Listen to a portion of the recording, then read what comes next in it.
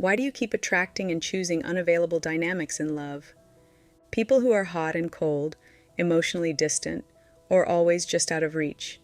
If you've ever thought, why do I always attract unavailable partners? This might be the most important video you'll ever watch. Your patterns in love might not be a coincidence at all. They might be a reflection of what love used to feel like when you were young. Growing up, my dad was never around. He wasn't there emotionally, and eventually, not even physically.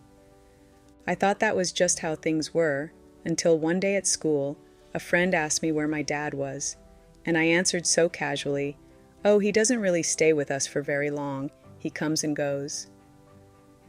They paused and said, "Wait, do you think that's okay?" And I remember asking back, "Doesn't your dad do that too?"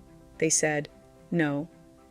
That was the first time I realized maybe things at my house were different. What I got used to wasn't what other kids were used to. I thought that's just how dads were, coming and going, not really around. But in that moment, I started to wonder if maybe something was missing. As a kid, I learned to accept that is how things are, and it was internalized as love shows up inconsistently. It comes in pieces, not as a whole. And guess what? In my adult life, I kept attracting emotionally unavailable people who felt emotionally distant, and sometimes even long-distance partners. I was recreating that same feeling of being almost loved but never fully chosen. And that's when it hit me. I wasn't just choosing and accepting this kind of love. I was living out a core belief I didn't even know I had, that love is distant, inconsistent, and at times absent. So if love means distance, confusion, or chasing approval, you may now be unconsciously recreating those dynamics. Why? Because the subconscious doesn't crave happiness. It craves familiarity, even if it hurts. When that belief is wired deep in your subconscious, even when someone emotionally available shows up, it doesn't feel exciting, it feels confusing, or even off. Because your nervous system learned that love equals effort, chasing, anxiety. So peace could feel as if something is missing. But here's the truth. You don't need to chase love to keep it. You don't need to earn love to deserve it. As Florence Scovel Shinn said, you can never receive what you have never given. Give a perfect love, and you will receive a perfect love. So how do you break the cycle and reprogram your love blueprint? Start by asking yourself this question. What kind of love did I experience growing up? Was it love that you had to earn? Love that made you wait? Love that left you wondering if you were ever enough? Whatever your answer is, that's the pattern your inner child might still be acting out, and the way out is healing that part of you.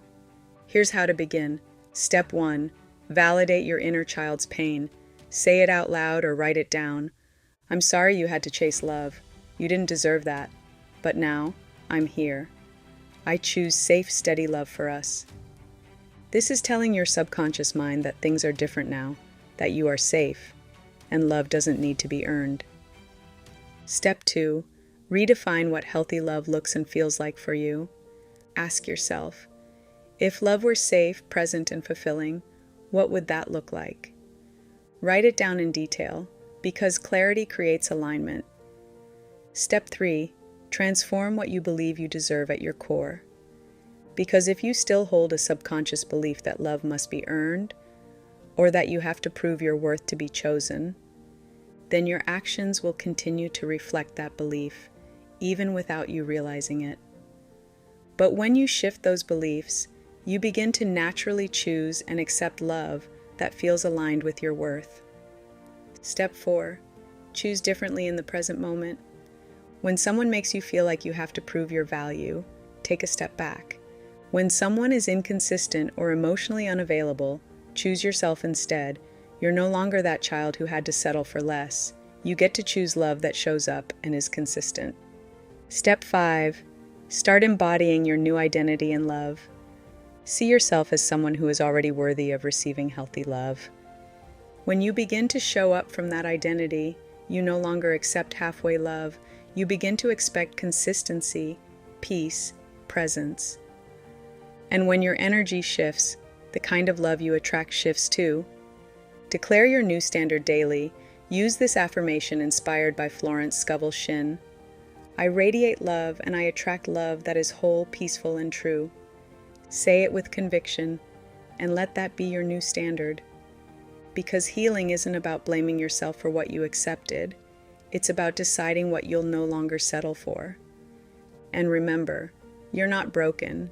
You were just conditioned to believe that love is hard, painful, inconsistent, or unsafe. But now, with your new awareness, you're reprogramming yourself to receive a healthy love, because now you're learning to give yourself the kind of love you always deserved, and that changes everything. So today, choose yourself, choose your peace, choose your freedom. You deserve a healthy love, because when you choose yourself, amazing new opportunities open up. If this video spoke to you, drop a heart in the comments.